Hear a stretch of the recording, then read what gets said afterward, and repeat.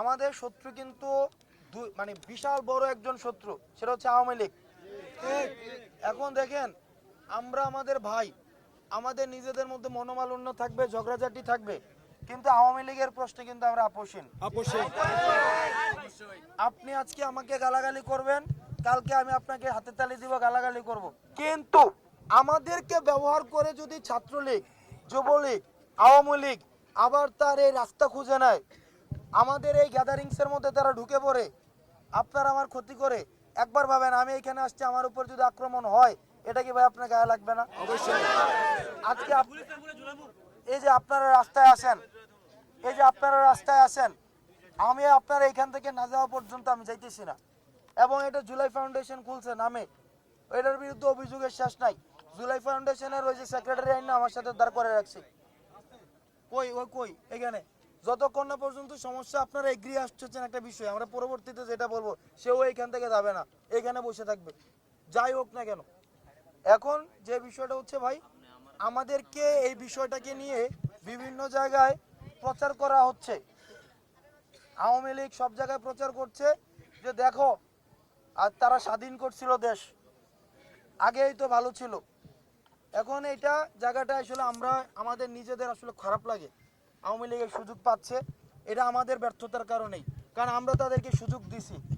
এখন আপনারা আমাকে 4 জনের দাবি বলছেন, 4 জনের বিষয় কথা বলছেন যে আমাকে আপনারা দাবি বলবেন না, আপনারা একটাই দাবি আপাতত, সেটা হচ্ছে 4 জন উপদেষ্টা এখানে আসতে হবে।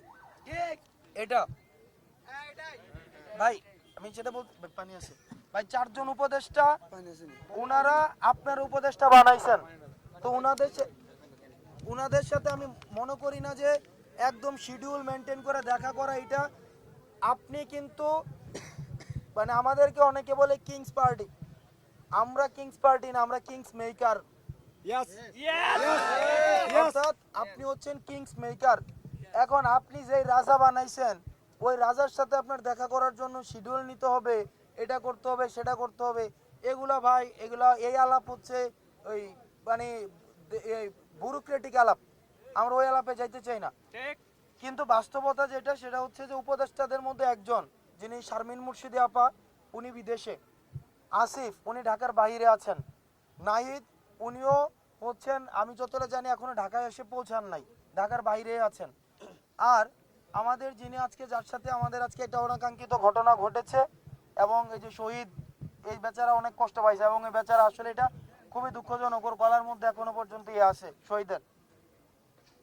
এখন বিষয়টা যেটা, ওই ওনার ক্যান্সার, আমি একবার ওনাকে নিয়ে এক মন্তব্য করে বসছিলাম খাগড়াছড়িতে, যে উনি বিদেশে চিকিৎসা নিতে যাচ্ছেন, উনি যদি দেশে চিকিৎসা নিশ্চিত না করতে পারেন, একটা স্বাস্থ্য উপদেষ্টা উনি যদি বিদেশে যায়, তাহলে আমি কোথায় চিকিৎসা নিব? তো পরে আইসা আমি, জি,